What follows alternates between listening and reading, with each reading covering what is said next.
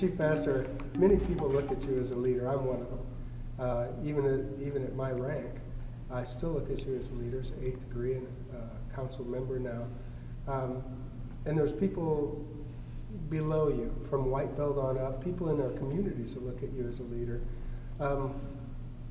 What do you attribute, or to whom do you attribute your leadership skills?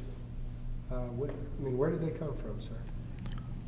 Well, I think it's a compilation of a lot of different things. All the experiences that I've had as a martial artist in the ATA, all the great instructors.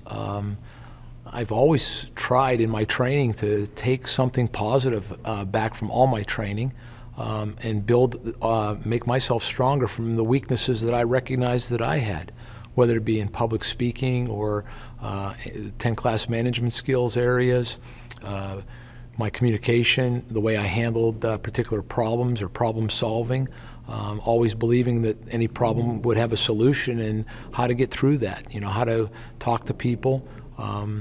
So I am humbled the fact that, people in the organization look at me as a leader. I know I have a title as a chief master, but, I don't really believe you need to have a title to be a leader either. It's just, I'm passionate about what I like to do, and I like to teach, and I like people.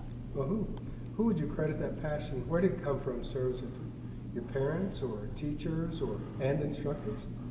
Well, the passion I had was just watching my family. My mother and father worked very hard. They worked hard to provide a good life for me, and they did it, and they enjoyed it, because the success for them was seeing me and my sister succeed, and them putting us through college and working very hard and taking on odds and end jobs from time to time just so that they could do that for us.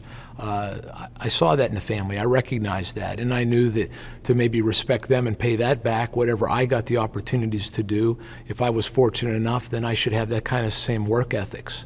And of course, being in martial arts and being associated with the ATA and my experiences with Eternal Grand Master H. Lee and all the instructors, I kept seeing that in them. So it was kind of a common thread for me. I recognized all that, and they were family, and they all worked very hard. And I knew to succeed that I wanted to have to be like that, do that, for me to be on their level. And I enjoyed seeing what level they were on, and I wanted to attain to be at that level as well. It was a perfect fit for me and my personality. Well, sir, when did that fit begin? When did you start your training in ATA? Well, I started my training in 1973. And by the time I made my green belt, I remember being in a back stance, holding a square block, and the instructor coming over to visit me, making a correction, watching me do it a couple of more times, and made a comment to me he said, while I was in the class, he said, "You're going to be one of my best black belts." And that was at a green belt class, and I can't, it was so exciting, because when I got home, I kept telling my parents at that time, I said, my instructor says I'm going to make my black belt. I'm going to be one of the very best black belts. And my father said, you just get to the next belt. Don't worry about that. Because, back then, you just didn't know, and I didn't even know if I was going to continue, but it was something that I really liked. But just that, my instructor telling me that was all I needed. That was my dream. I'm now going to be a black belt just because he said I was going to be. Who was that instructor? It was Mr. Gabe Schiaffre. And then I remember a couple of times in training where, later as a red belt, he said, "You're going to be one of my instructors."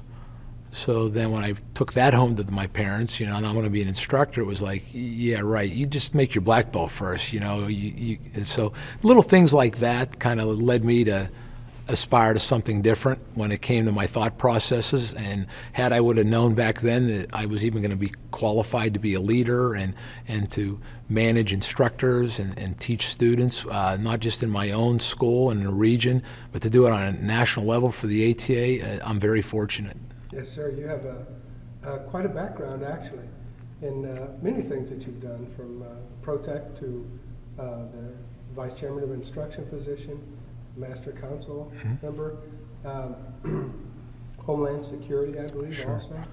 Now, were you naturally just a great speaker and communicator, or did it take time? Because a lot of people ask the questions, I'm not a leader, I can't get in front of people and speak, I can't do this. Yeah. How did it evolve for you? I took a public speaking class in high school, and I don't think I did very well. I was so nervous. It was terrible. Don't even know why I took it. It was more traumatic for me than anything.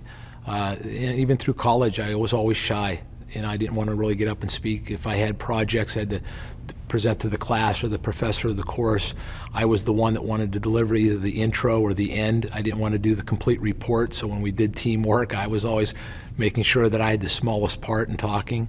But I think what really gave me my level of confidence was the ability to start teaching Taekwondo and having that responsibility. I just kind of found a niche. It was my comfort zone. And you know, when you talk about the other things with leadership and what I've done for Protect on a national level, you know, I have the ATA to thank for that, because one of the old requirements back to get certified was you had to take a pressure point class. And who would have ever known that me being introduced to fulfill that level of responsibility for my certification level to become a pressure point instructor would have led me to all the other activities that I've done with Bruce Siddle and PPCT, and that's something I'm very fortunate for. So the ATA actually brought that to me in a way. Well, we've talked a little bit about the past and the present.